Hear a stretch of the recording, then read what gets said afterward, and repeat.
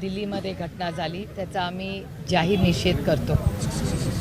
गवई साहेबांवर जो हल्ला झाला हा म्हणजे मला विश्वासच बसत नाही की अशी घटना आपल्या भारतात होऊ शकते, पण ही अतिशय दुर्दैवी घटना आहे। पण ती फक्त घटनेवर थांबत नाही, त्या प्रवृत्तीबद्दलही आपण सगळ्यांनी एक समाज म्हणून त्याची चर्चा केली पाहिजे आणि ही प्रवृत्ती कुठेतरी थांबली पाहिजे।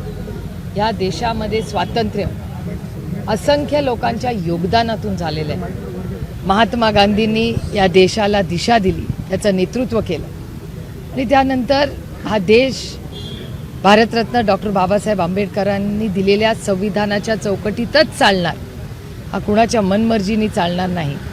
आणि इतक्या मोठ्या पदावर असा जर हल्ला होत असेल तर एक समाज म्हणून, एक भारत म्हणून हा भारतासाठी एक काळा दिवस आहे आणि त्याचा जाहीर निषेध झाला पाहिजे आणि आपण सगळ्यांनी मिळून जबाबदारी घेतली पाहिजे। मी भारत सरकारशीही पार्लमेंटमध्ये विनंती करणार आहे की भारत सरकारने याची एक चर्चा घडवून आणली पाहिजे पार्लमेंटमध्ये, याचा निषेध झाला पाहिजे, पार्लमेंटमध्ये निषेध झाला पाहिजे आणि चर्चासत्र घेऊन अशा घटना किंवा अशा प्रवृत्तीला ही पुढे जाता कामा नये आणि ही प्रवृत्ती, चुकीची प्रवृत्ती कुठेतरी थांबली पाहिजे। नाही मराठवाड्यात मोठ्या प्रमाणात अतिवृष्टी झाली, गृहमंत्री अमित शहांचा शिर्डीमध्ये दौरा झाला, परंतु कोणतीही मदतीची घोषणा झाली नाही। उद्या देखील पंतप्रधान मोदी मुंबईमध्ये जाईल, काय अपेक्षित आहे? नाही, आमची सातत्याने मागणी आहे की सरसकट कर्जमाफी।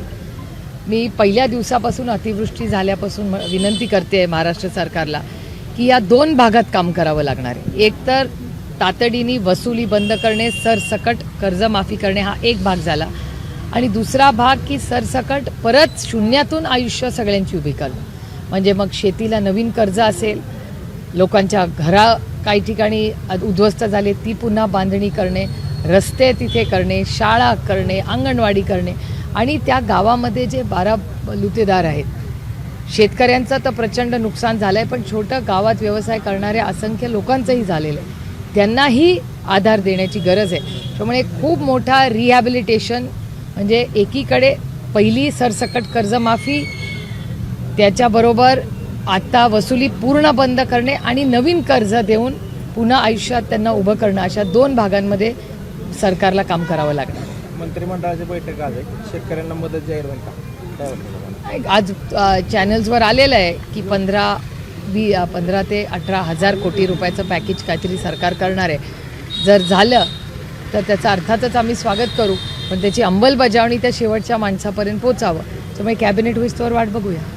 काही शिवसेना पक्ष आणि धनुष्यबाण चिन्हाबाबत उद्या अंतिम सुनावणी होणार आहे, यामध्ये सर्वोच्च न्यायालयाने तसं जाहीर केलं नाही। हा ट्विट आलेला आहे, मी लिस्टिंग अजून पाहिलेलं नाही आहे, त्याच्यामुळे मीही वकिलांना फोन केलेला आहे किंवा नक्की काय माहिती आहे की सुप्रीम कोर्टातून घेऊ, कारण का असीम सरोदेंचं ट्विट आलं आहे असं मला कळलेलं आहे, पण मी स्वतः लिस्टिंग पाहिलेलं नाही, त्याच्यामुळे मी असीम सरोदेंशी बोलणार आहे आणि मी अनिल देसाईजी वगैरे सगळं हे केसचं बघतो आम्ही, कारण का आमच्या सगळ्या एकत्रच आहेत केसेस, त्यामुळे त्यांच्याशी बोलून मला नक्की कळेल की लिस्टिंग झालं आहे का नाही। बिहारच्या निवडणुकींचं बिगुल वाजलं आहे, खरं तर मोठा गोंधळ झाला होता मतदार यादीवर, कसं बघता या सगळ्याकडे आगामी काळात याचा काही परिणाम जे महाराष्ट्रात झाला नंतर आरोप केला गेला त्यावरती बिहारमध्ये काय देखील? मला असं वाटतं जे वाचन आहे, म्हणजे मतदारांच्या लिस्टचं वाचन, मतदार यादी वाचन हे करणं खूप महत्त्वाचं राहणार आहे आणि हा फक्त बिहार किंवा महाराष्ट्राचा विषय नाही, हा देशाचा विषय। हा देश संविधानाने चालतो, हा देश कोणाच्या मनमर्जीने चालत नाही, त्याच्यामुळे डॉक्टर बाबासाहेब आंबेडकरांनी दिलेल्या त्या संविधानानेच देश चालणार आहे, त्यामुळे ते नियम कायदे हे इलेक्शन कमिशनलाही लागू आहे। दुर्दैवाने सातत्याने आम्ही बघतोय ज्या पद्धतीने आरोप प्रत्यारोप इलेक्शन कमिशनवर डेटा ड्रिव्हन होतं, जे असं होत नाही आहे की आरोप करतायत आणि त्याच्या मागे डेटा नाही, हा डेटाच दिसतोय। म्हणजे अनेक ठिकाणी तुमच्याच चॅनलवर सांगितलं जातं की पत्ताच नसतो पण तिथे 800 मतदार आहेत, मग हे यंत्रणा आली कुठून? ह्याची चाचपणी व्हायला नको। तुम्हाला सगळ्यांनाच माहिती आहे की एखादा शेतकरी जर कर्ज काढायला गेला आणि 0.01% पण एखादं डॉक्युमेंट कमी जास्त असेल तर त्याला तुम्ही कर्ज देत नाही, मुलांना ॲडमिशन देत नाही, स्कॉलरशिप नाकारता। मग हे सगळं असताना म्हणजे गरीब कष्ट करणाऱ्या नियम कायदे, जो ड्रग्जमध्ये आहे तो खोटा पासपोर्ट घेऊन पळून जातो त्याला सोखून माफ, जो मतदार नाहीच आहे जागेवर त्याला मतदान करायचा अधिकार, हे काय चाललंय या राज्यामध्ये? हे खूप एक महत्त्वाचा प्रश्न आहे आणि इलेक्शन कमिशनबद्दल मनामध्ये जे प्रश्न आज उद्भवत आहेत ते भारतासाठी आणि एका सशक्त लोकशाहीसाठी फारसे चांगले नाही. काही दिवाळी तोंडावर आहे असं असताना जे दिवाळीचा शिधा राज्य सरकारच्या माध्यमातून आनंदाचा गोरगरीब लोकांना मिळत होता तो शिधा आता बंद करण्यात येत आहे. हो, काल मी माननीय भुजबळ साहेबांचं स्टेटमेंट पाहिलं. भुजबळ साहेबांचं तुमच्याच चॅनलवरचं असं स्टेटमेंट होतं की त्यांनी फाईल पाठवली होती पण फायनान्स डिपार्टमेंटनी ती परत पाठवली असं माननीय भुजबळ साहेबांचं स्टेटमेंट आहे. आपल्याला सगळ्यांनाच माहिती आहे की गेले 1.5 वर्ष मी सातत्याने बोलते आहे की महाराष्ट्राची आर्थिक परिस्थिती अडचणीत आहे. जे फिस्कल मॅनेजमेंट ज्याला म्हणतात, म्हणजे जेवढे पैसे येतात आणि जेवढे खर्च होतात त्याला एक नियम कायदा आहे.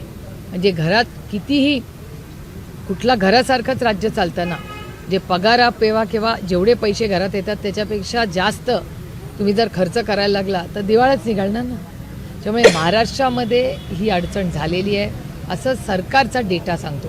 भारत सरकार असू दे किंवा महाराष्ट्र सरकार असू दे, दोन्ही आर्थिक अडचणीत आहे.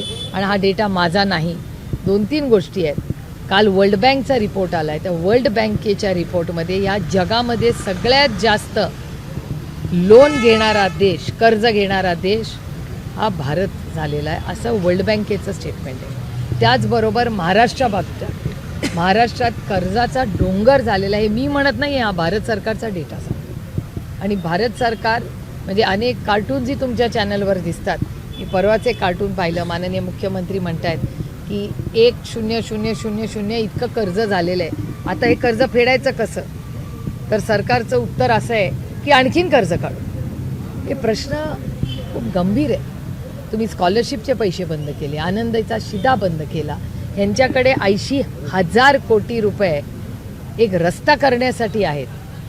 पण सरसकट कर्जमाफी, आनंदाचा शिधा, स्कॉलरशिप, लाडक्या बहिणी योजनेमध्ये 2,100 रुपये सांगितलेले, त्यातलं एकही काम झालेलं नाही. हे दुर्दैव आहे आणि खरं तर फसवणूक आहे ज्या मराठी माणसांनी विश्वासाच्या नात्याने त्यांना साथ दिली. त्याचं काल जरांगे पाटलांनी एक वक्तव्य केलं, शरद पवारांनी मराठ्यांचं वाटोळं केलं असं वक्तव्य त्यांनी केलं.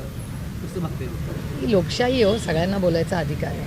मुंबईत कस्तुरबा रुग्णालयात काही कर्मचाऱ्यांकडून निवृत्ती परत पुस्तक देण्यात आलं, परंतु महिलांनी ते पुस्तक परत दिलं आणि अंगावर फिरून माफी मागण्याचा मला नाही ही घटना माहिती, मी माहिती काढून बोलते त्याच्यावर. स्थानिक स्वराज्य संस्थांच्या निवडणुका काही महिन्यावरून किंवा काही दिवसांवर ठरल्या आहेत. कशा पद्धतीने रणनीती असणार आहे? महाविकास आघाडीमध्ये मनसेचा समावेश होणार, त्यावरून एक वक्तव्य केलेलं आहे काँग्रेसने. मला असं वाटतं आपल्याला आठवत असेल जेव्हा राष्ट्रवादी काँग्रेस पक्ष एक होता, शिवसेना एक होती, तेव्हा अनेक वेळा आमचे जेव्हा मित्रपक्ष काँग्रेस आणि आम्ही अनेक वेळा वेगळेच लढलेलो आहोत. किंवा सेना आणि भारतीय जनता पक्ष एक होते तेव्हा तेही अनेक ठिकाणी वेगळे लढलेले आहेत. त्याच्यामुळे लोकसभे आणि लोकसभा विधानसभेला आघाड्या युती वेगळी असते. हे इलेक्शन कार्यकर्त्यांचं असतं, कार्यकर्त्यांचा उत्साह असतो आणि प्रत्येक पक्षाला असं वाटत असतं की आपल्या प्रत्येक कार्यकर्त्याला न्याय मिळावा. त्याच्या अनेक वेळा काही ठिकाणी एकत्र लढतात, काही ठिकाणी वेगळे लढतात. आणि इलेक्शन खरंच कधी होणार आहे हे इलेक्शन कमिशनला पण माहिती आहे का नाही हा प्रश्न मनात येतो. 3.5 वर्ष झाली आहेत, इलेक्शनचं काहीच अजून हालचाल दिसत नाही. बघूया पुढे काय होईल तेव्हा, जेव्हा एकतर दसरा मेळाव्यात सगळेच व्यस्त होते, शिवसेना वगैरे. आता पुढच्या आठवड्यात आमच्या सगळ्यांच्या बैठका आहेत, त्यामुळे दिवाळीपर्यंत साधारणपणे चित्र स्पष्ट होईल. मनसेला महाविकास आघाडीमध्ये घेण्यासंदर्भात काही चर्चा सुरू आहे? नाही, आमच्याकडे काय म्हणजे प्रस्तावच आलेला नाही आहे, त्याच्यामुळे चर्चेचा विषयच येत नाही. जेव्हा चर्चा होईल तेव्हा सविस्तर चर्चा करू आणि तुम्हालाही सांगू. दिवाळीच्या पाडव्याला राज्यभरातून लोक गोविंद बागेमध्ये येतात, यंदाचा पाडवा कसा असेल बघूया. कारण 2-3 महत्त्वाच्या गोष्टी झालेल्या आहेत. एक तर पवारांकडे यावर्षी दिवाळी होणार नाही, कारण 2 गोष्टी झालेल्या आहेत. महाराष्ट्रात प्रचंड अतिवृष्टी ही झालेली आहे, त्याच्यामुळे दिवाळी साजरी खरंच करायची का नाही हा एक मोठा प्रश्न आहे. आणि त्याबरोबर माझ्या काकीही यावर्षी गेल्या, त्याच्यामुळे काय नक्की करायचं याची चर्चा कुटुंब म्हणून आम्ही केलेली नाही अजून. केल्यावर तुम्हाला नक्की कळेल.